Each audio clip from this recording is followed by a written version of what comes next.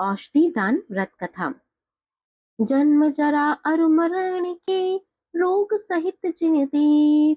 औषधि दान तणी कथा, कहूँ करो तिन सेव। सोरठ देश में द्वारका नगर है। वहां नव में नारायण श्री कृष्ण राज करते थे।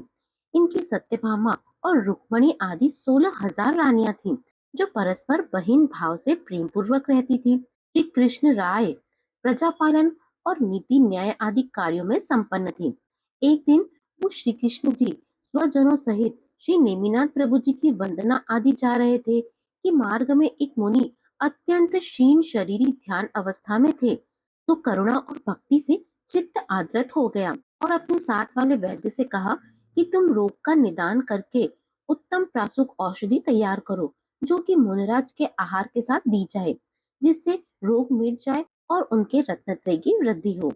वैद्य जी ने राजा की आज्ञा प्रमाण औषधि तैयार की और जब श्री मुनिराज चर्या को निकले तो कृष्ण राय ने विधि पूर्वक वरगाहन कर नवता भक्ति सहित श्री मुनिराज को भोजन के साथ औषधि युक्त तैयार किए हुए ताड़ू का आहार दिया, जिससे कृष्ण राय के घर पंचाश्रय हुए और औषधि का निमित्त पाकर मुनिराज जी का रोग भी उपशम हुआ। श्री कृष्ण जी ने औषधि के प्रभाव से वात्सल्य भाव के कारण तीर्थंकर प्रकृति का बंध किया।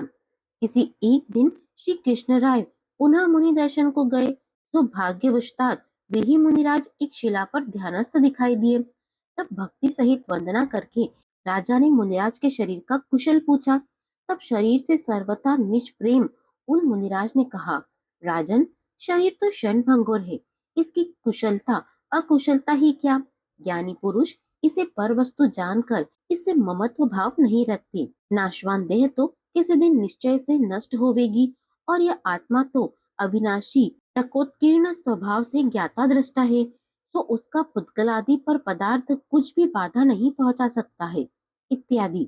इस प्रकार मुनिराज के वचनों से राजा को बहुत आनंद हुआ, परंतु वो वैद्य जिसने औषधि बनाई थी अपनी प्रशंसा न सुनकर तथा औषधि प्रयोग पर उपेक्षा भाव देखकर कुपित हुआ और मुनिराज की कृतज्ञ आदि शब्दों से निंदा करने लगा।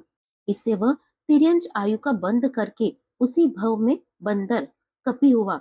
सो एक दिन जब वह बंदर वैद्य का जीव वन में वृक्ष से उछलकर दूसरे पर और दूसरे से तीसरे वृक्ष पर जा रहा था, तब पवन के वेग से उस वृक्ष की एक डाली जिसके नीचे मुनिराज बैठे थे टूटकर उन पर गिर पड़ी और उससे एक बहुत बड़ा घाव मुनिराज के शरीर पर हो गया, जिससे रक्त बहने लगा।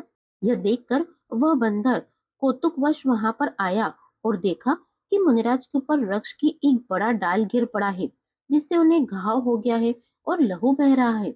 मुनिराज को देखकर बंदर को जाति स्मरण हो गया, जिसने उसने जाना कि पूर्व भव में वह वैद्य था और मैंने इन्हीं मुनिराज की औषधि की थी, परंतु उनके मुख से प्रशंसा न सुनकर मैंने मान कषाय वश उनकी निंदा की थी।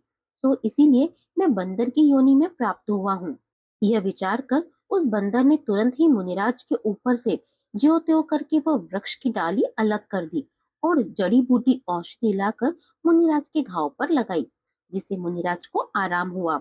पश्चात मुनिराज ने उसे उपदेश दिया और अणुव्रत ग्रहण कराए, तो उसने व्रत पूर्वक आयु के अंत में 7 दिन पहले संन्यास मरण किया। सो प्राण त्याग कर वह स्वधर्म स्वर्ग में देव हुआ। इस प्रकार औषधि दान के प्रभाव से श्री कृष्ण ने तीर्थंकर प्रकृति का बंध किया और बंदर भी अणुव्रत ग्रहण कर स्वर्ग गया।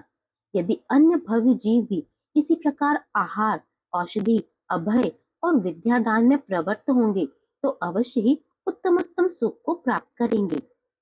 औषधि दान प्रभाव से श्री कृष्ण नर राय, अरु कपि पायो विमल सुख, देहु सब ही मन लाए। जय जिनेन्द्र।